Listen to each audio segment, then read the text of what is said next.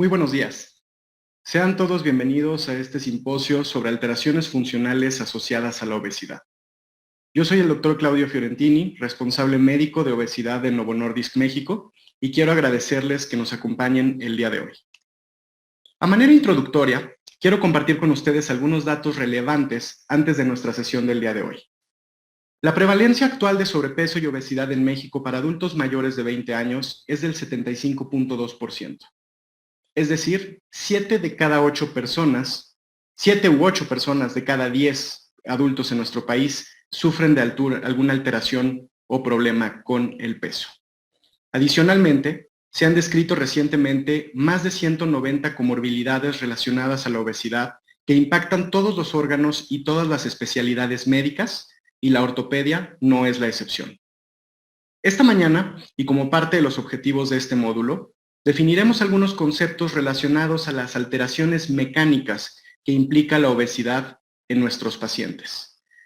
Hilaremos algunas ideas con respecto a cómo identificar, diagnosticar, estadificar y tratar a nuestros pacientes. Tendremos también la presentación de una experiencia clínica, en donde integraremos todo lo mencionado el día de hoy. Y para esto, contamos con dos médicos altamente experimentados en la materia, y quiero dar la bienvenida al doctor Humberto Omar Viviano. Él es médico especialista en traumatología y ortopedia, con una subespecialidad en ortopedia pediátrica y artroscopía de cadera, y es miembro titular de la Sociedad Mexicana de Ortopedia. Y muy bien conocido por ustedes también el doctor César Augusto Álvarez Rengifo, médico con especialidad en traumatología y ortopedia, con una subespecialidad en medicina deportiva y artroscopía, así como en cirugía de columna. Ambos han sido ponentes en múltiples foros nacionales e internacionales y cuentan con una amplia experiencia en la materia. Doctor Viviano, bienvenido. Iniciamos con usted. Muchas gracias a todos por su asistencia.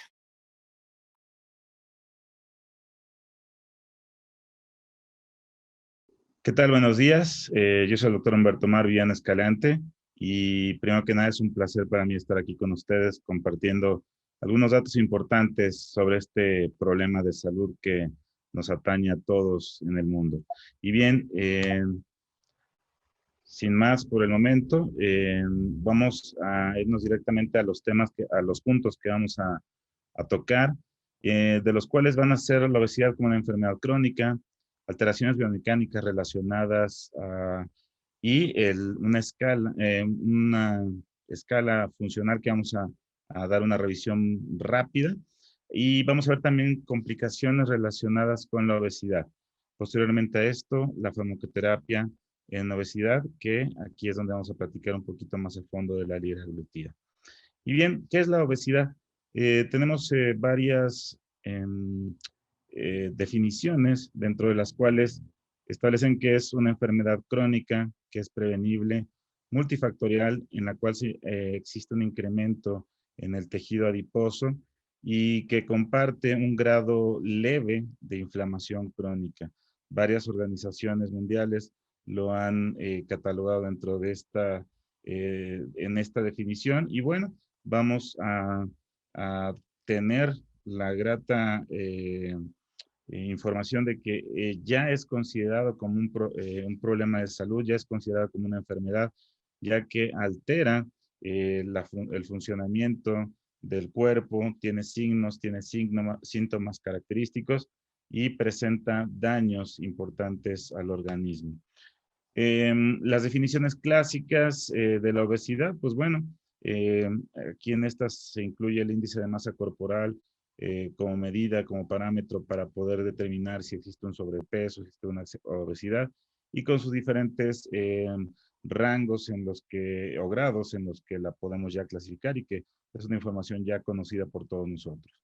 Y bien, la prevalencia de la obesidad a partir de 2016, pues vemos que es importante. Nosotros somos uno de los países que presenta un índice elevado de prevalencia en cuanto a obesidad, no solo en adultos, sino también en niños, y eso pues la convierte en un problema de salud pública. La obesidad es bastante compleja, no es nada más que haya una ingesta mayor de energía y un menor gasto de energía.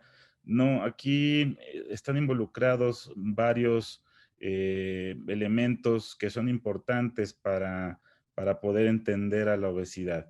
Y bien, aquí uno pensaría que si hay una mayor ingesta de energía, todos vamos a engordar, o si hay una menor ingesta, todos vamos a bajar de peso.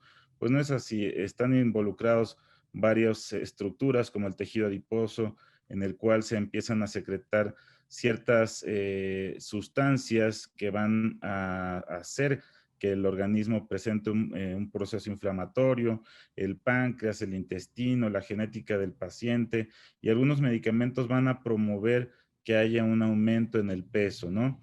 Los factores ambientales, pues obviamente el sedentarismo, los factores psicosociales van a intervenir mucho con el aumento de este peso, y en ocasiones también, pues bueno, van a alterar algunas otras patologías de nuestro organismo. La obesidad, pues obviamente se asocia con múltiples complicaciones, dentro de las cuales tenemos metabólicas, tenemos también mecánicas, y también tenemos las mentales. Son sin duda alguna demasiadas las alteraciones que que nos llega a producir la obesidad. Aquí pongo en las listas algunos de las patologías que seguramente muchos hemos visto a lo largo de nuestra práctica clínica. Y bueno, uno pensaría, bueno, y en ortopedia, ¿qué con la obesidad? Bien, esta es una de las diapositivas que más me gustan, ya que al haber un incremento del tejido adiposo en el cuerpo, em, presentamos un incremento en la producción de adiposinas, que estas nos van a promover un estado inflamatorio crónico, leve, pero continuo.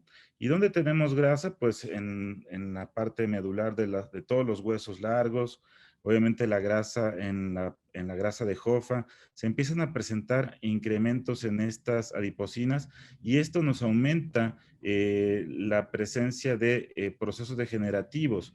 También está involucrada esta grasa con el desarrollo o la progresión en osteoporosis, y obviamente la osteoartritis. Entonces, por esta razón, y no solamente por la carga y las alteraciones mecánicas que nos produce la obesidad, es importante para nosotros que entendamos un poquito sobre esto. Y bueno, la pérdida de peso va a propiciar mejorías siempre en varios aspectos, en la reducción en el riesgo para padecer diabetes, en la reducción en la mortalidad por alteraciones cardiovasculares, mejora el perfil de lípidos, la presión arterial se regula, y la calidad del sueño también mejora. En general, hay una mejoría en cuanto a la calidad de vida importante. Y bueno, aquí a mayor pérdida de peso, mayor mejoría. La osteoartritis es uno de los problemas que se ven beneficiados con la pérdida de peso. Cuando tenemos una pérdida de peso entre el 5 al 10%, se empieza a ver una mejoría notoria en cuanto a la sintomatología, y eso obviamente se refleja en la satisfacción de nuestros pacientes. Pero bueno, la obesidad no es nada más aumento del consumo energético, menor gasto energético. No, aquí hay otros factores que intervienen mucho en la reganancia de peso. ¿Y qué es esto? Todos los pacientes que pierden peso, lo hemos visto, pacientes que usan algún tipo de medicamento, pacientes que son sometidos a cirugías, llevan a cabo esta reganancia de peso siempre.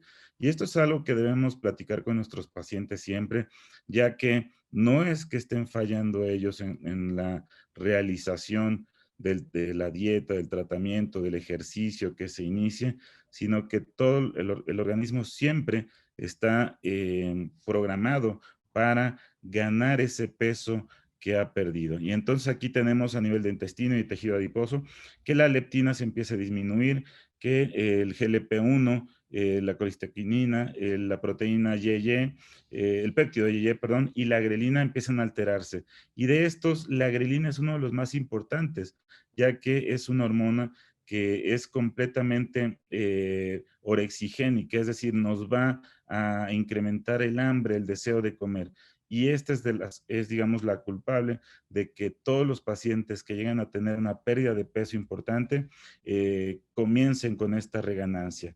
Y esto lo hemos visto en estudios en los cuales al realizar mediciones de niveles de grelina posterior al peso, esta aumenta importantemente. Entonces, esta es una de las causas por las cuales nosotros debemos estar alertas, debemos estar informados e informar a nuestro paciente que puede llegar a haber una reganancia de peso debido a estas modificaciones en el cuerpo.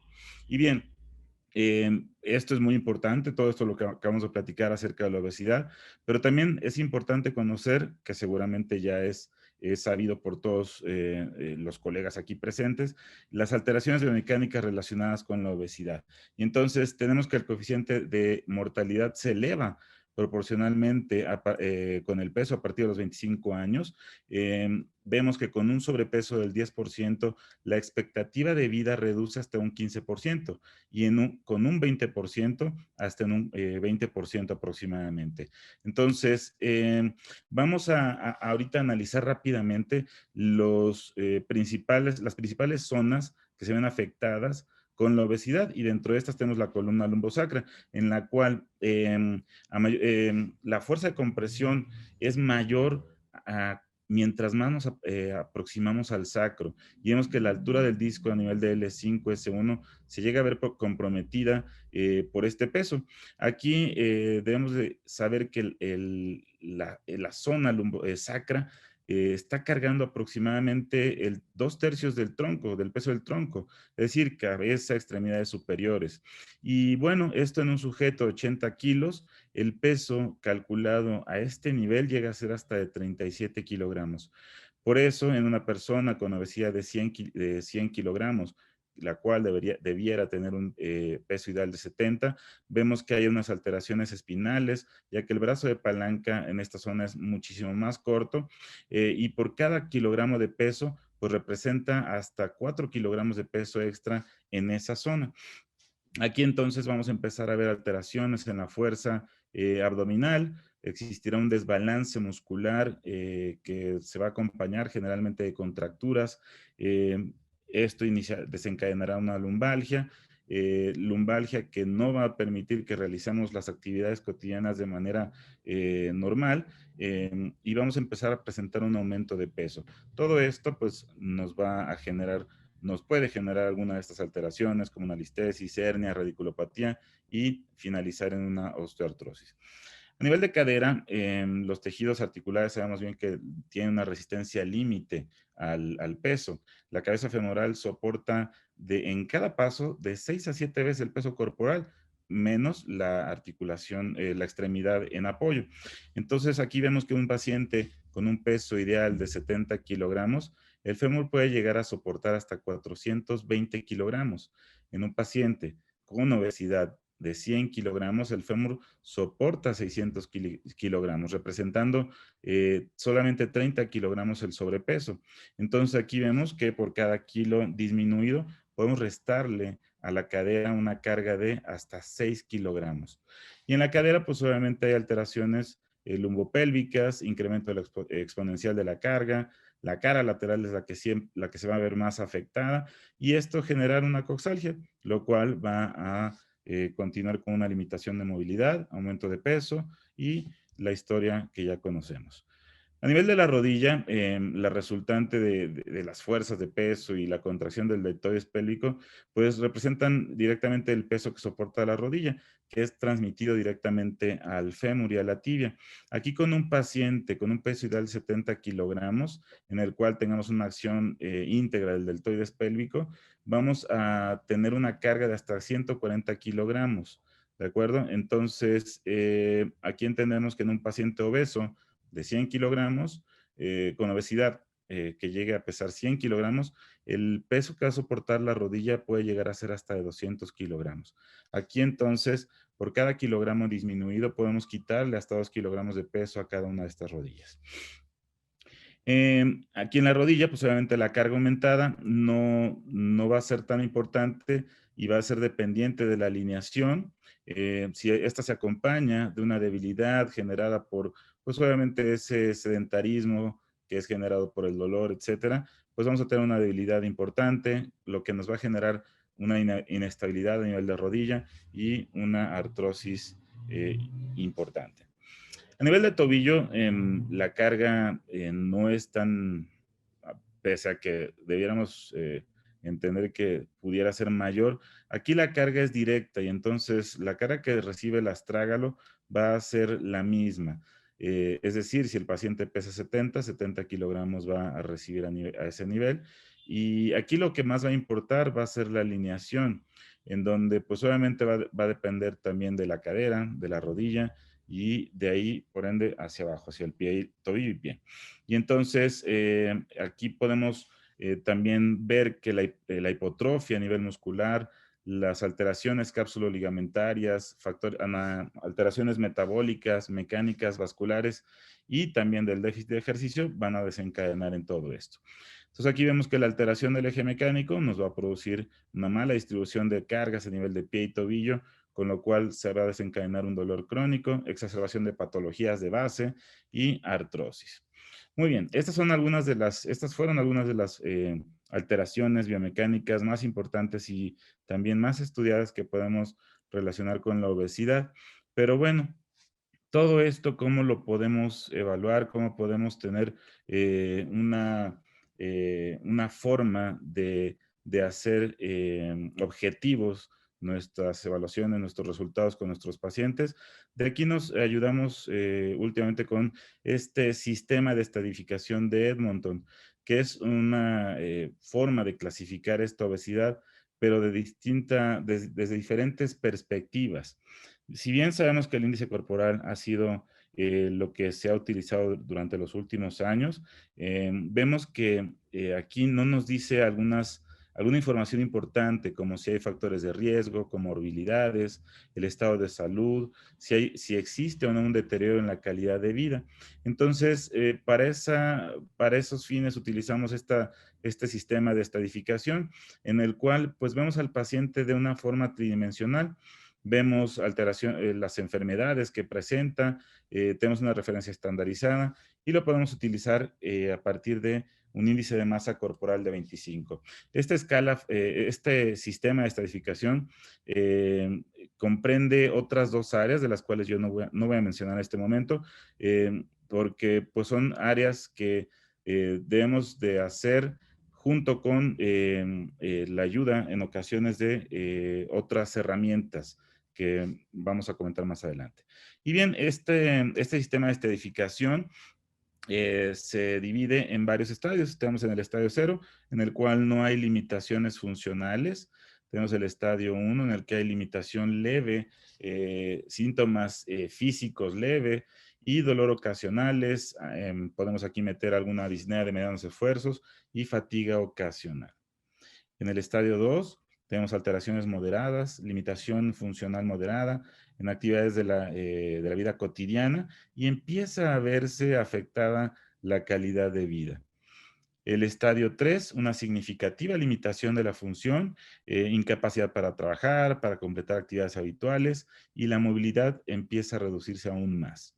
En el estadio 4 tenemos limitaciones funcionales graves, las cuales pues obviamente ya se acompañan de utilización de fármacos, alta mortalidad, altos costos y la canalización con otros profesionales de la salud para poder tratarlas, ¿no?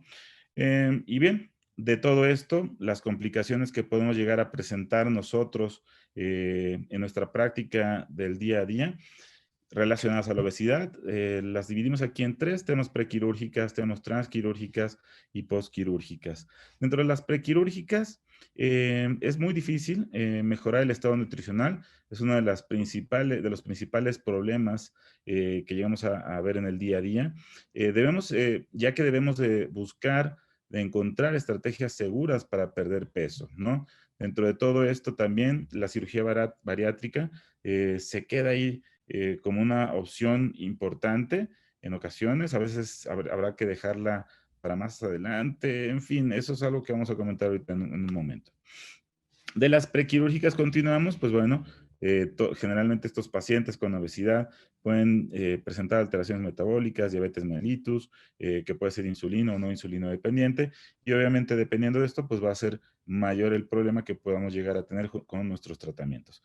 Las alteraciones nutricionales con y cirugía bariátrica se llegan a presentar. Recordemos ahorita lo que platicamos acerca de la grelina, que es de las hormonas importantes que nos hacen reganar peso. Es decir, pacientes con una buena dieta, con ejercicio, pueden llegar a reganar peso, y pacientes con cirugía bariátrica también, o cirugía bariátrica en cualquiera de sus modalidades, ¿de acuerdo?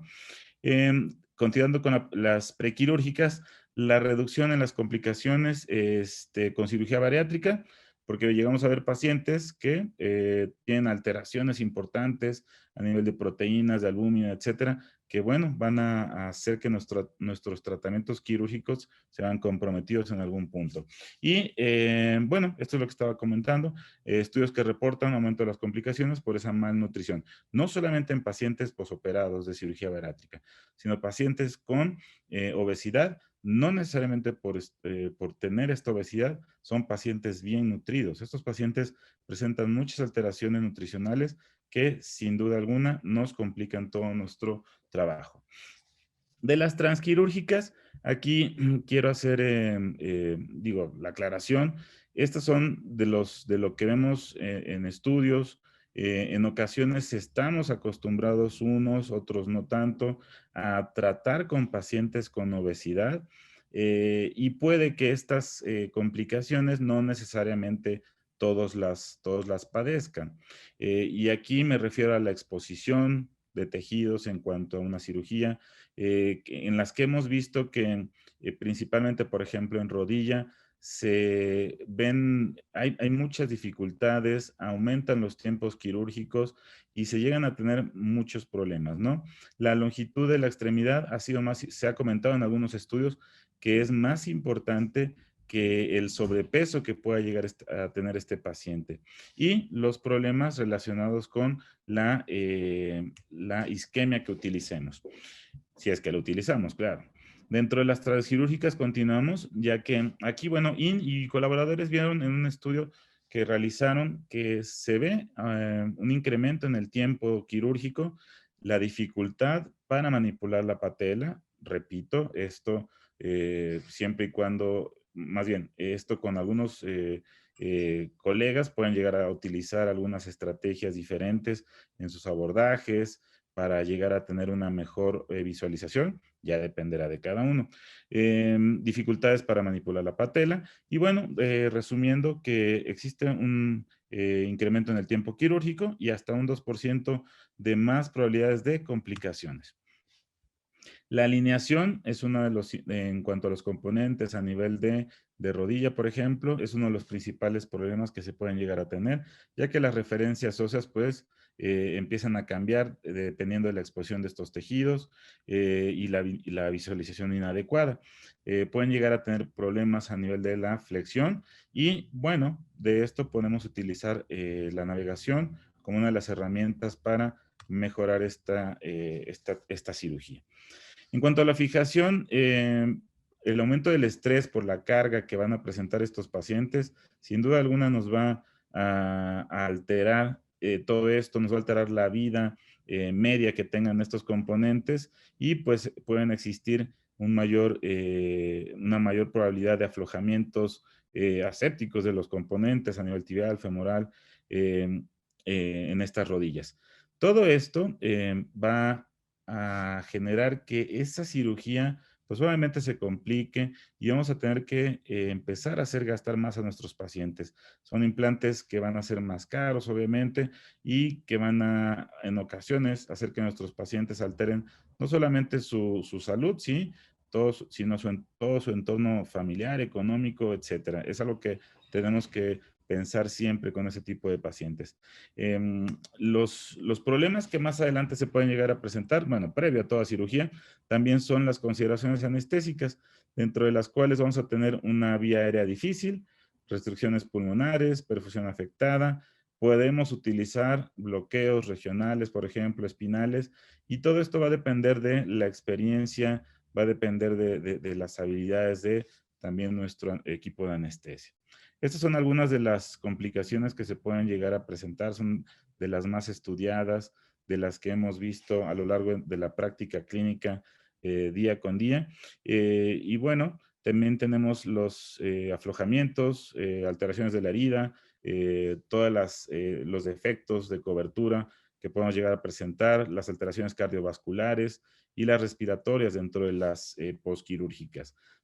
Sin duda alguna son eh, pro- eh, demasiadas complicaciones que se pueden llegar a presentar cuando tenemos un paciente con obesidad o con sobrepeso. Y bueno, aquí les pongo rápidamente algunos de los estudios que hemos revisado a lo largo de estos meses, de estos años, en los cuales, sin duda alguna, debemos voltear a ver a la obesidad en nuestra práctica clínica diaria, debemos darle la importancia suficiente y debemos platicar con nuestros pacientes para poder llegar a llevar a cabo las estrategias necesarias para hacer bajar de peso a nuestros pacientes previo a una cirugía o solamente con bajar de peso pueden nuestros pacientes mejorar su sintomatología y no ser necesarios algunos de los tratamientos más agresivos que podemos ofrecerles a ellos. Esto es algo que no es nuevo, esto es algo que se está viendo desde hace muchos años, se está estudiando y sin duda alguna nosotros debemos estar al tanto de toda esta información y de todas estas herramientas que nos ayudan a dar a nuestros pacientes una mejor atención. Esta es de las cosas más importantes que cuando yo empecé a ver toda esta información, me cambiaron el switch y me hicieron voltear a ver a la obesidad y empezar a tratar a mis pacientes de una forma un poquito más integral, ¿no? Y haciendo uso de todas las herramientas que tenemos. Esto también hablando de una interacción con otras áreas de la medicina que sin duda tienen más conocimiento que nosotros de esto.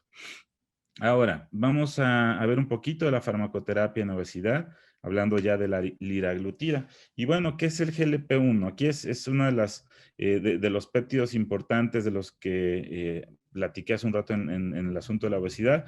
El GLP-1 es un péptido de 31 aminoácidos pertenece a la familia de las sincretinas. Es secretado predominantemente en las células L del intestino y también en el núcleo del tracto solitario. Este GLP-1 se secreta en respuesta al consumo de alimentos. ¿Qué quiere decir esto? Que cuando desayunamos, comemos, cenamos,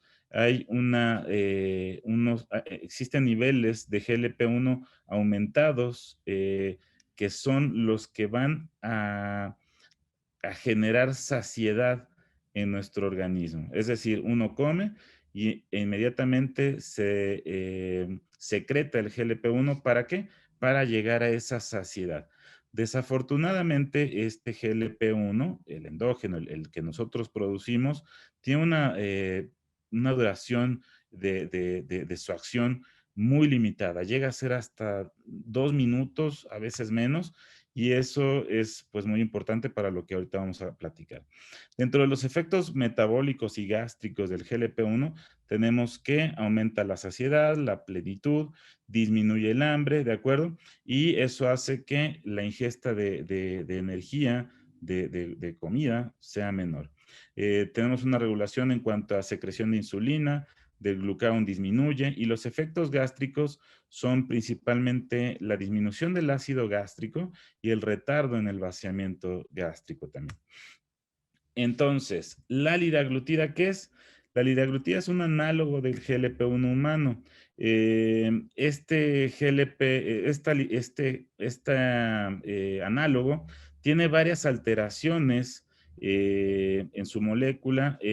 A nivel de las lisinas se hicieron algunos cambios, algunas alteraciones como acilación, que hacen que esta liraglutida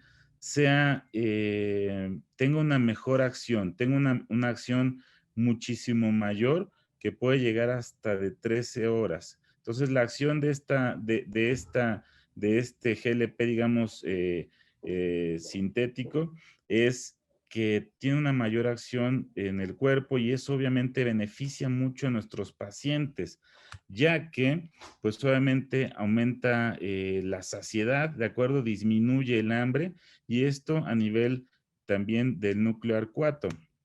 Los mecanismos de acción de la liraglutida pues reducen el apetito, el consumo de alimentos y los antojos fuera de horario, reduce el consumo energético, reduce el peso corporal predominantemente de tejido graso, ¿sí? Y esto pues está indicado como ayudante de una dieta reducida en calorías, un incremento de la actividad física para el manejo crónico del peso en pacientes adultos. Todo esto lo podemos utilizar en pacientes con un índice de masa corporal de 30 kilogramos por metro cuadrado o mayor, ¿sí?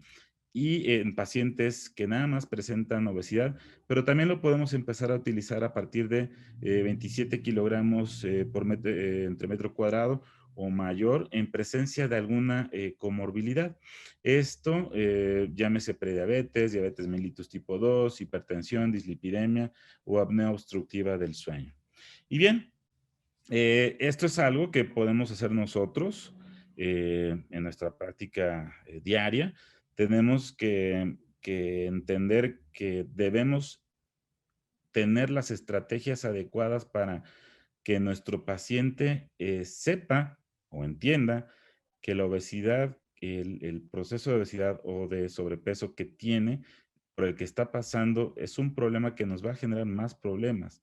Y entonces debemos empezar a tratarlos. Y aquí tenemos un esquema de inicio de tratamiento en el cual empezamos con la aplicación de 0.6 miligramos y lo vamos incrementando así por cada semana.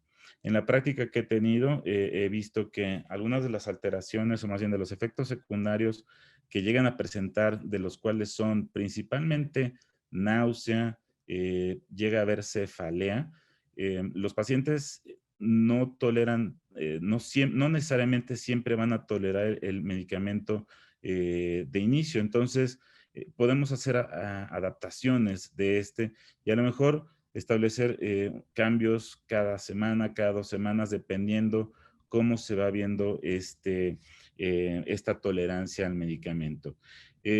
A partir de la semana 5 ya deberíamos de estar en 3 miligramos diarios de la aplicación y esto sin lugar a dudas pues nos va a reducir el peso de forma importante. Yo he tenido pacientes que han llegado al consultorio por fracturas de tobillo, de rodilla, alguna que otra cadera, y hemos iniciado el tratamiento. El tratamiento yo lo inicio inmediatamente después de la cirugía para obviamente tener los mejores efectos y empezar a también hacer una interacción con las otras áreas de la medicina, que pueden ser también psiquiatría, que pueden ser medicina interna, endocrinología, etcétera. Pero muchos de estos pacientes han presentado importantes disminuciones en cuanto al peso, de hasta 20, 25 kilogramos, y se han mantenido. Estos pacientes, uno pensaría, bueno, pues, ¿para qué los quieres tener delgados? El problema por el que llegaron a tu consultorio es una fractura. Pues sí, pero hablando de las complicaciones que podamos llegar a tener con estos pacientes, no es lo mismo tener un paciente posoperado de tobillo, de rodilla, de cadera, sin sobrepeso a tenerlo con sobrepeso. Las probabilidades de que lleguen a tener alguna otra lesión, de que tengamos aflojamientos de material, de que tenemos alguna fatiga del material, pues bueno, son más importantes con pacientes con sobrepeso. Entonces, creo que es un punto importante que tenía que mencionar aquí para que no llevemos esto a casa. Entonces, aquí tenemos que los pacientes que no lleguen a tolerar el incremento en cuanto a las dosis de escalamiento, se puede retrasar es decir, poner más semanas y evaluar todo esto. Si el paciente no ha tenido al menos un 5% en cuanto a la pérdida de peso a partir del inicio del tratamiento, debemos de suspender y buscar otra estrategia. Y bueno, para llevar a casa, debemos saber que la obesidad es una enfermedad crónica, es multifactorial, es bastante compleja y heterogénea. Al ser una enfermedad crónica, debe de ser tratada, pues obviamente, de forma multidisciplinaria y a largo plazo. hemos visto en muchos estudios que una pérdida de peso del 5 al 10% va a tener beneficios significativos, realmente importantes para nuestros pacientes, que obviamente nos lo van a agradecer y a lo mejor van a ser candidatos a continuar con un tratamiento conservador, ¿no? Uno de los principales retos de la pérdida de peso es mantener ese peso. Es muy importante saberlo nosotros, saberlo el paciente y no pensar que estamos fallando nosotros con las indicaciones o nuestro paciente al realizar estas, sino que el cuerpo, el organismo está programado para llevar a cabo esa reganancia y nosotros tenemos que ver las formas en las que ayudamos a nuestro paciente para que eso no ocurra. El GLP-1 endógeno se encuentra alterado en pacientes con obesidad y diabetes. El GLP-1 también cumple un papel relevante en la regulación del apetito y otros factores, otros efectos metabólicos. Y bueno, los análogos del GLP-1 son un parteaguas terapéutico sin duda, tanto en diabetes mellitus como en obesidad. En estudios preclínicos y clínicos han demostrado beneficios cardioprotectores, neuroprotectores y nefroprotectores, entre otros. Son eficaces, seguros en comparación con otras clases terapéuticas y bueno, simplemente son una herramienta más para que nosotros podamos llevar a cabo un mejor tratamiento de nuestros pacientes que estén con obesidad, ¿sí? O tener mejores resultados de nuestros tratamientos, ya sea conservadores o quirúrgicos, en estos pacientes con obesidad. Muchas gracias.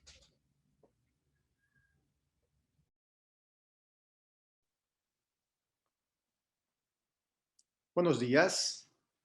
Soy el doctor César Augusto Álvarez Rengifo. Agradezco a FEMECOT por hacernos la invitación a este encuentro regional virtual de Centro Occidente y particularmente en esta ocasión a Laboratorios Novo Nordisk y al doctor Claudio Fiorentini por la invitación que nos hicieron a participar en este módulo de obesidad y ortopedia. El doctor Claudio es el encargado responsable de obesidad en el laboratorio Novo Nordisk. Me pidieron que hablara de un caso clínico de rodilla relacionado con obesidad. Bueno, este es el grupo con el que trabajo, en Grupo Ortopédico San Javier, mi grupo de amigos en el Hospital San Javier. Vamos a presentar este caso clínico.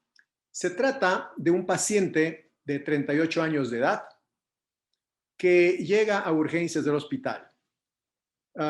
Este pacientito es un paciente de 140 kilogramos que inicia con su padecimiento al estar en la playa. Él está vacacionando en la playa y está caminando y de manera fortuita pisa mal, gira sobre la rodilla derecha y como estos pacientes obviamente tienen dificultades para caminar y para estabilizarse fácilmente y reaccionar ante un incidente, bueno, pues cargó todo el peso en la rodilla derecha y empieza con un dolor severo, incapacidad para realizar movimientos, incluso para el apoyo y para caminar, por lo que es traído a urgencias del Hospital San Javier, donde lo recibimos.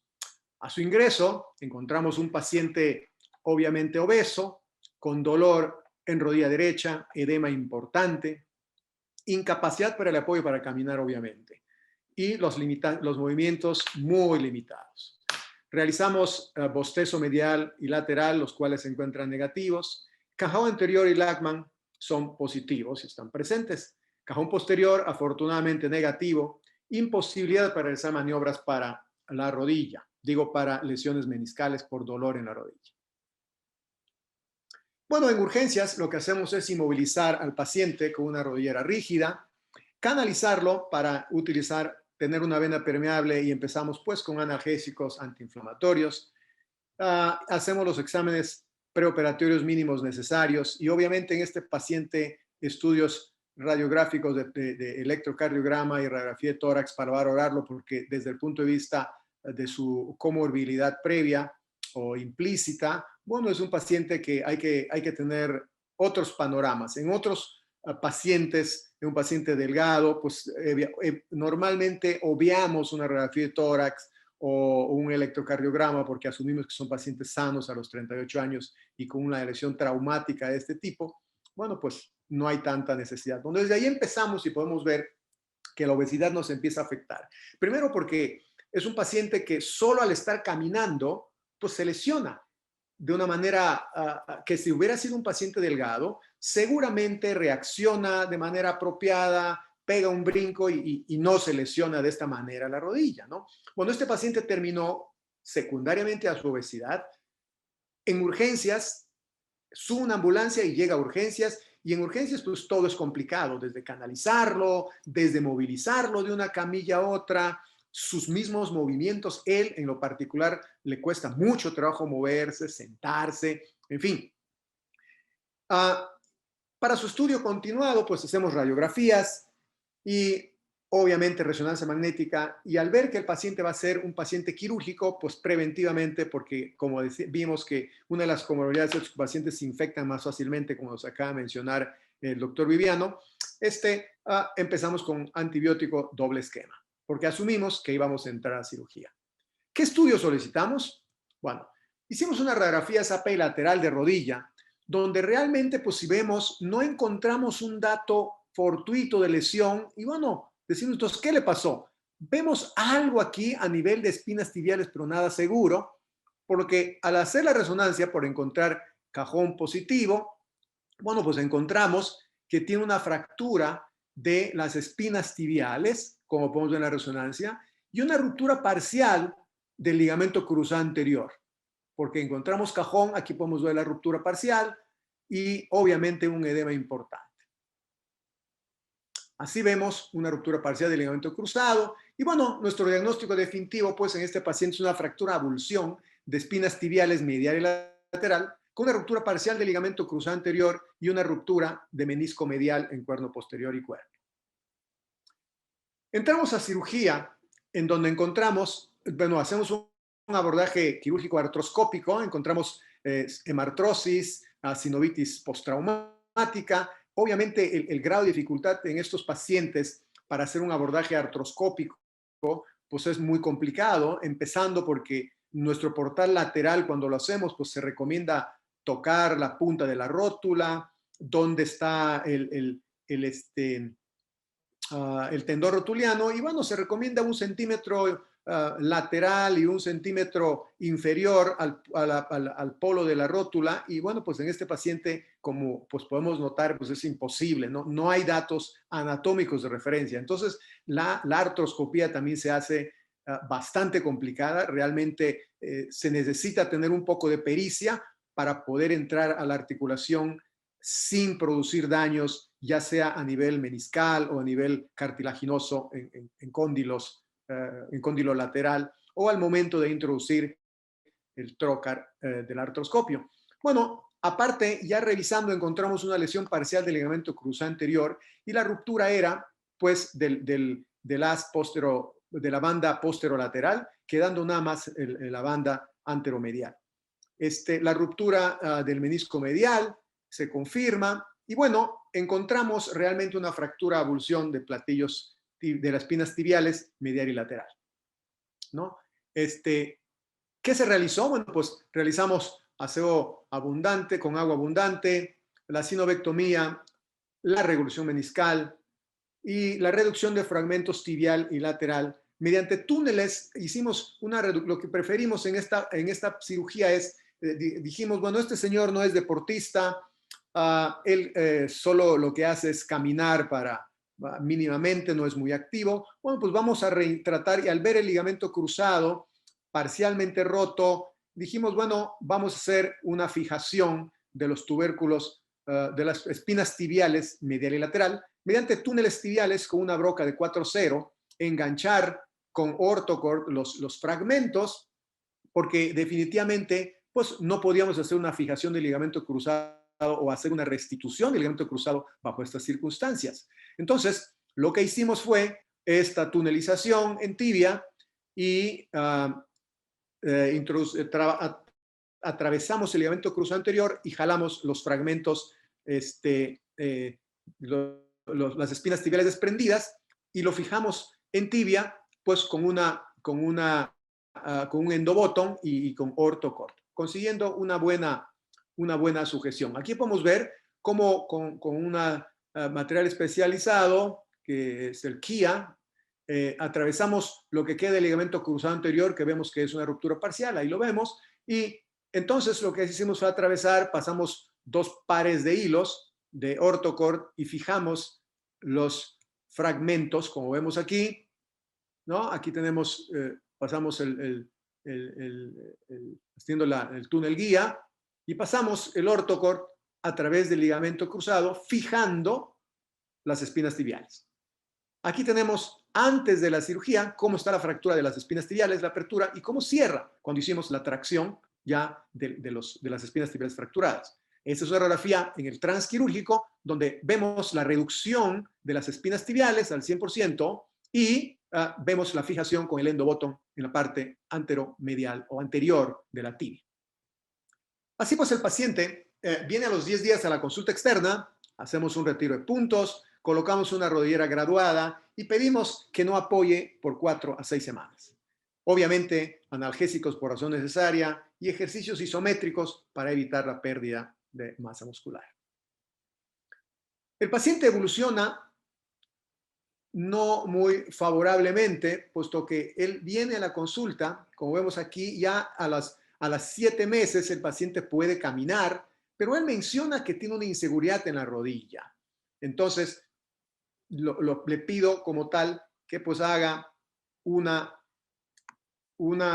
aquí podemos ver la exploración física, ¿no? Esto es a la 6ª semana, el paciente puede hacer flexión-extensión, puede caminar, ¿no? Y fíjense, vemos en otra diapositiva, cómo encontramos el cajón anterior. Estamos viendo el cajón anterior del paciente, a pesar del grado de dificultad que significa pues, explorar estos pacientitos, pues sí, si comparamos. Entonces hicimos una resonancia magnética. La resonancia magnética post cirugía, pues vemos cómo el fragmento, las espinas tibiales están consolidadas y vemos que el ligamento cruzado anterior, tristemente, pues no ha sido suficiente y está en un grado de insuficiencia, generando en el paciente inseguridad y limitación para bajar escaleras porque le genera esta sensación de inestabilidad e inseguridad. Y obviamente con el peso que tiene, pues sí, es entendible. Quizás en un paciente o un paciente delgado, no quizás, seguramente si fuera un paciente delgado, con este remanente de ligamento cruzado anterior que lo quedó y con fortalecimiento de cuádriceps, isquiotibiales, seguramente hubiera sido suficiente para que el paciente funcionara.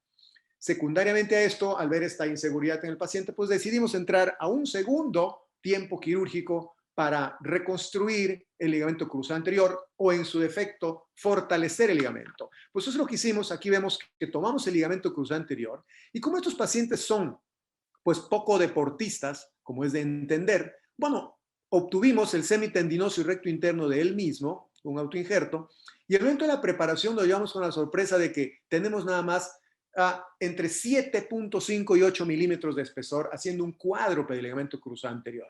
Entonces, por esta razón, decidimos no resecar el ligamento cruzado anterior remanente que tiene y está descrito que se puede hacer, fortalecer nada más el remanente del ligamento cruzado que queda, porque es un paciente con sobrepeso, decidimos nada más fortalecerlo, no retirar lo que está quedando. Así pues, tenemos aquí que entramos a quirófano y vemos que el ligamento cruzado que tiene es un ligamento cruzado, como vemos aquí, insuficiente. Hacemos una limpieza, ¿no?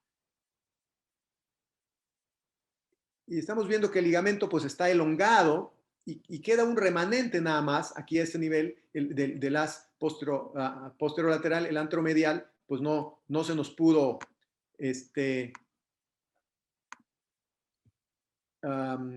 no se pudo fortalecer, entonces tenemos nada más. Bueno, a continuación, un pequeño video de cómo hacemos sin retirar el ligamento cruzado, el as anteromedial del ligamento cruzado, hacemos la perforación transtibial, ¿no? Para poner el injerto que sacamos. Preparamos el túnel tibial y a continuación el femoral, nosotros hacemos una marca porque estamos haciendo con el paciente con la rodilla flexionada para hacerlo como estamos haciendo actualmente los ligamentos, en una posición, colocarle en una posición anatómica que eventualmente da mejor estabilidad tanto anteromedial así como en los movimientos rotacionales. Ahí estamos colocando el injerto pegado al otro, al remanente que tuvimos. Y bueno, la resultante finalmente es adecuada de la colocación del ligamento. Ahí tenemos el haz que tenía el paciente y el nuevo ligamento, ¿no? Ahí vemos los dos fascículos, por decirlo, el anteromedial, y esto va a funcionar como posterolateral, ¿no? Y el paciente con el que tenemos una muy buena estabilidad. El paciente llegó justamente el día de ayer a consulta. Aquí podemos ver, todavía tiene puntos. De hecho, no me atreví a retirar los puntos, solo quería revisarlo porque son pacientes que hay que estar más estrechos con ellos. Igual, si fuera un paciente delgado, le digo 20 en 2 semanas. Este es un paciente con una comorbilidad importante, aparte es hipertenso. Entonces, le cité que venga a la revisión, pero me sorprendió con su recuperación. Vemos que a los 8 días, este paciente tiene un buen cuádriceps, hace flexo-extensión, es un paciente muy cooperador y tiene una extensión completa y una flexión de 100 grados. Realmente es un paciente que está condenado pues, a tener una buena evolución, al menos de su ligamento. Los resultados considero que van a ser adecuados y solo para recalcar, pues es un paciente que definitivamente si hubiera sido un paciente delgado no hubiera atravesado por todas estas penurias, vamos a decirlo así, de lesionarse, ambulancias, se le acabaron las vacaciones, llegó a urgencias, donde tuvimos que hacer todos los estudios, todo cuidando sus grados de riesgo que tenía. Y bueno, finalmente se sometió a una cirugía y después a otra cirugía. Y pues seguramente, como repito, si hubiera sido un paciente no tan con esa comorbilidad de obesidad, quizás no hubiera llegado ni siquiera a una cirugía, todo hubiera quedado en un simple, probablemente esguince de rodilla grado 1, que no necesita ni siquiera más que tomar un analgésico sencillo por 2 o 3 días y listo. Pues muchísimas gracias por su atención y estamos listos para las preguntas. Doctor Viviano, doctor Álvarez, muchísimas gracias por tan brillantes participaciones el día de hoy. Estoy muy agradecido con ustedes por compartirnos esta información y estas experiencias que al final de cuentas aterrizan lo que vemos en el día a día con los pacientes. Tenemos 5 minutos para preguntas y respuestas y tenemos 2 preguntas que no me gustaría dejar pasar el día de hoy. La primera, y me gustaría también escuchar un poco la percepción de ambos, si bien el doctor Álvarez ya nos comentó un poquito al respecto en su caso clínico, pero doctores, de acuerdo a sus experiencias, si existiese una pérdida de peso prequirúrgica o si la cirugía se realiza en un individuo o individua con peso normal, ¿hay algún dato, porcentaje que nos indique qué tanto éxito tendrán estos procedimientos quirúrgicos, por ejemplo, un reemplazo articular? Sabemos si hay datos que nos indiquen que el paciente no requerirá un segundo procedimiento quirúrgico o que la prótesis, por ejemplo, tenga una duración o una vida de uso mayor. Doctor Viviano, si gusta empezar, adelante. Bien. Es difícil poder darte un número, ¿no? Porque cada paciente es diferente y cada lesión también. Entonces, al menos con los pacientes, con la experiencia que tenemos con pacientes pues, operados de fracturas que no tienen ninguna comorbilidad o que no hay la presencia de obesidad o sobrepeso, son pacientes que generalmente se evolucionan bien. Obviamente esto va de la mano de un buen diagnóstico y del tratamiento adecuado para cada tipo de lesión. Si todo esto se completa, son pacientes que no debieran presentar ninguna complicación, pero como te digo, ¿no? Es algo difícil establecerte un porcentaje, ¿no? Tal vez el doctor César Augusto nos pueda dar algún otro dato diferente al que comento. Muchas gracias, doctor Omar. Sí, doctor Claudio, definitivamente, quizás es algo que me va a motivar en lo particular a hacer un estudio, porque soy un enfermo de eso y nos gusta hacer aquí en el Grupo Ortopédico San Javier, hacer estudios. Yo creo que esto va a ser una razón para hacer algún estudio, ¿qué tanto es el porcentaje? Seguramente en la literatura debe haber algún porcentaje, no tengo el dato en este momento, pero sí sabemos que desde que nos llega un pacientito, y no me va a dejar mentir el doctor Omar, que cuando nos llega un pacientito obeso, ya sea a la consulta de urgencia o a urgencias, bueno, pues ya sudamos, ¿no? Decimos, wow, y ahora, qué lío en que nos metimos. Entonces, sí, definitivamente sabemos que estos pacientes, como menciono en este caso, si este paciente hubiera sido un tipo delgado, quizás ni a quirófano hubiera llegado, hubiera sido simplemente un esguince de rodilla que con un analgésico hubiera quedado cubierto, pero la obesidad sí nos conlleva a un tratamiento pues complicado desde un principio, y en quirófano sufrimos tremendo, y en el postoperatorio ni se diga, como decía, hasta para cambiarle de la camilla a la mesa quirúrgica es complicado. Y obviamente la rehabilitación es más lenta, las complicaciones son definitivamente más frecuentes en ellos. De por sí estamos exentos, por ejemplo, en una prótesis de rodilla estamos hablando de que el índice de infecciones es entre 1 y el 3%, y las complicaciones de trombosis también estamos entre el 3-5%. A veces ni cuenta nos damos porque son trombos pequeños que afortunadamente ahora con el uso cada vez más frecuente de los anticoagulantes los evitamos, pero o no los percibimos porque son pequeños y el cuerpo es una maravilla. Pero igual con ellos, el índice de complicaciones definitivamente son más severos. En cuanto a la durabilidad de las prótesis, como decía el doctor Omar, bueno, sí, son muchos factores donde está el sobrepeso, la biomecánica, los hábitos del paciente. Entonces, no dudaría que la durabilidad también esté disminuida. Y son pacientes pues que se ganaron cirugías realmente, vamos a decirlo de manera fortuita, solo por ser obesos, ¿no? Y sí nos dificulta mucho. Definitivamente es un agregado que es evitable, y qué bueno que ustedes están trabajando en eso, y más en nuestro hermoso México, pues sí somos el primer lugar o el segundo lugar, ahí estamos con Estados Unidos compitiendo. Creo que en niños somos la potencia, ¿no? Y en adultos somos el segundo lugar. Entonces, sí tenemos un reto ahí de salud pública que tenemos que trabajar en eso. Totalmente de acuerdo. Les agradezco a ambos por tan completas respuestas. Para cuidar el tiempo de la sesión, doctores, tenemos tiempo para una pregunta más y un mensaje de cierre. Entonces, doctor Viviano, esta pregunta me parece que es para usted. Nos platicaba brevemente de la parte del liraglutida, los beneficios sobre el peso, metabólicos, sobre la funcionalidad de los pacientes. Pero la pregunta frecuente que nos encontramos casi siempre es: ¿durante cuánto tiempo tiene que estar tratado un paciente, ¿no? Entonces, a mí me gustaría, desde su perspectiva como ortopedista, ¿cuánto tiempo sería el ideal para un tratamiento con farmacoterapia como lo sería el liraglutida? Bien, aquí primeramente tendríamos que individualizar el tratamiento, ver el paciente si es sobrepeso con alguna comorbilidad o es obesidad sin comorbilidades.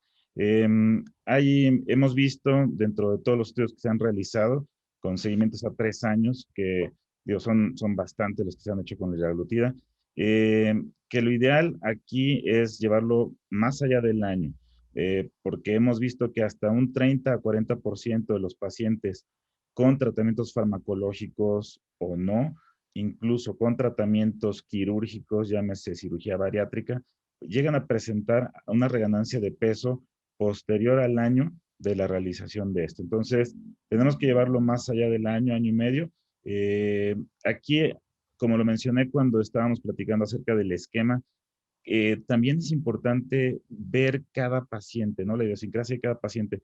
Hay muchos pacientes que, como lo comenté, llegaron por fracturas y terminaron bajando de peso. Esos pacientes se ven muy motivados, se cambia su calidad de vida, cambia su percepción de ellos mismos, y son pacientes que ya no se permiten ganar peso. Son pacientes que inician con nuevas actividades, que obviamente algunos me comentan, ¿sabes qué? Ya me deshice de mi guardarropa y acabo de tener uno nuevo y no pienso volver a comprar ropa de tallas más grandes. Entonces, cambia no solamente el asunto físico, sino el asunto psicológico cambia completamente. Entonces son pacientes que se llegan a mantener ya por voluntad propia, ¿no? Con el manejo de la dieta, del ejercicio, y entonces, pues obviamente los tratamientos podemos en ocasiones limitarlos, ¿no? Al tiempo.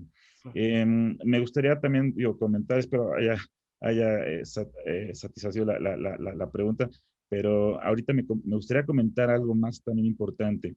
Liraglutida no solamente se utiliza para estos pacientes, ¿no? Prediabéticos, diabéticos, con obesidad, con sobrepeso, sino que yo creo que más adelante vamos a poder tener más usos, ya que hay estudios importantes que nos hablan de que hay una cierta protección a nivel cartilaginoso, a nivel de los condrocitos, en donde se ha visto mejoría en estudios que se han hecho tanto en humanos como en ratones, que se disminuye el proceso inflamatorio a nivel de factor de necrosis tumoral, alfa, en fin, podemos tener mejoría en muchos pacientes con artrosis. Digo, no está totalmente ya validado para esto, porque obviamente son muchas las causas de esta artrosis, pero podríamos empezar a hacer una evaluación, hacer estudios que involucren a liraglutida para determinar si es que hay beneficios reales, beneficios grandes para poderles dar esa oportunidad a nuestros pacientes, ¿no? Es con lo que quisiera finalizar. Recordemos que es una enfermedad muy compleja y pues tenemos que echarnos la mano con las demás especialidades tal vez para poder hacer un tratamiento interdisciplinario y dar el mejor beneficio a nuestros pacientes. De acuerdo, doctor Viviano. Muchísimas gracias por la explicación y sin duda respondió a la pregunta. Sin más, yo quiero agradecerles a ambos, doctor César Augusto, doctor Humberto Omar, que nos hayan acompañado el día de hoy por sus brillantes ponencias. Estoy seguro que seguiremos en contacto y nos escucharemos más adelante. Agradecerles que sigan teniendo una excelente reunión y nos estaremos escuchando. Muchísimas gracias. Hasta luego. Gracias a ustedes. Hasta luego. Doctor Omar, hasta luego. Hasta luego.